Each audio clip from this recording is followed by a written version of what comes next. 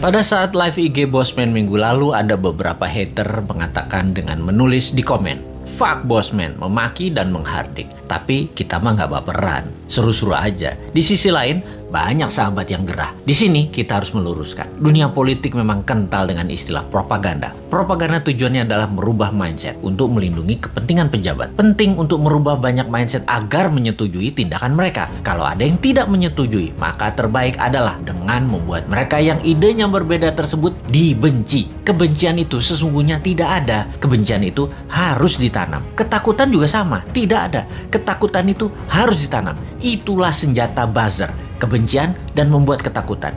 Itulah tugas pelaksana propaganda yang dalam hal ini adalah mereka-mereka yang menamakan dirinya buzzer rupiah, yaitu mereka yang dibayar oleh pejabat untuk menyerang musuh-musuh politiknya. Tugas utama buzzer sekali lagi adalah mendengungkan kejelekan orang yang mengkritik tanpa solusi, tanpa niat memperbaiki. Sementara kaum Newmind jelas niatnya memperbaiki bangsa yang utama. Gayanya nyeleneh, tujuannya untuk mendapat perhatian. Sekali lagi, nyeleneh, lucu, koplak, tajam kalimatnya, tujuannya satu, agar dapat perhatian. Tapi kalau mental pejabatnya tipis, ketakutan, insecure karena jabatannya takut hilang, telinga tipis, emosi tak bisa jaga dan tidak dewasa, kritik segar bersolusi dikirimkan para Newminder, bikin hidup pejabat gelisah dan sengsara. Makanya panik mereka, ditugaskanlah pasukan buzzer yang jumlahnya 20 ribuan untuk menjadi pelindungnya. Begitulah kalau pejabat terdiri dari orang-orang yang tidak beriman, berlindungnya pakai buzzer, bukan pada Allah. Menanamkan kebencian itu program mematikan lawan politik. Ada sih sebenarnya dalam buku putih propaganda yang banyak diajarkan di akademi-akademi militer. Newmind itu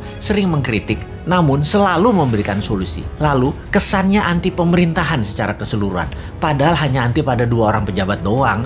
Karena dikesankan Newmind saat ini anti pemerintah, maka Newmind harus dipudarkan. Siapa yang melakukannya? Yang melakukannya adalah penggemar pejabat penguasa saat ini yang kebanyakan berciri-ciri, yaitu minoritas orang tajir beragama minoritas. Nah, kalimatnya ya, maaf kurang ajar ya, tapi saya nggak mau basa-basi. Atau yang mayoritas latar belakangnya namun terkena propaganda yang akhirnya tidak menyukai sisi seberang yang di framing jualan agama ke Arab-Araban plus dibungkus budaya Arab. Maaf, sekali lagi kalimat Bosman ini kali ini vulgar. Daripada basa-basi, mendem-mendem, mau realitanya gitu. Jadi begitu berhasil menggiring opini yang menganggap Bosman anti pemerintah, maka otak bawah sadar banyak orang digiring lagi oleh buzzer. Digeneralisir, Bosman itu oposisi, pendukung kadrun, dan pendukung partai kalah perang, Demokrat dan PKS. Cara kerja buzzer menggiring opini masyarakat memang begitu dan berhasil hingga saat ini membelah bangsa Indonesia menjadi 2. Sangat berhasil.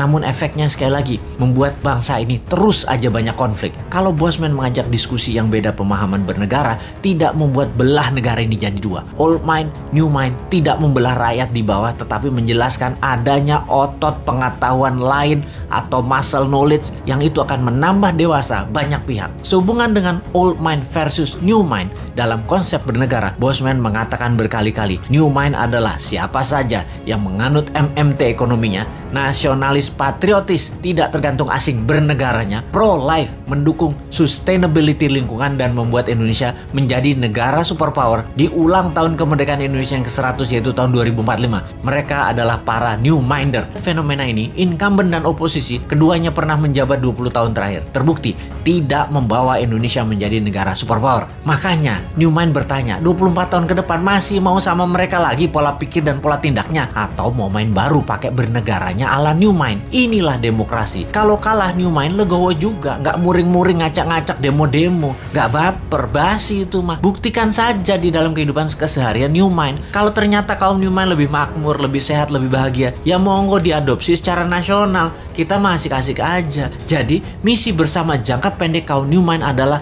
mempromosikan konsep ini ke 250 juta saudara sebangsa dan setanah air. Jadikan bahan diskusi, rembukan secara masif, dan akhirnya kesempatan itu akan dibuktikan di kotak suara tahun 2024. Kalah menang bukan masalah, itu demokrasi. Pertanyaannya sekarang, bagaimana caranya 250 juta orang mengenal dan memahami konsep Newmind dalam waktu cepat? Urusan suka nggak suka itu nomor 2. Yang penting masuk dulu dan difahami. Ada saran nggak ya supaya Newmind bisa sukses?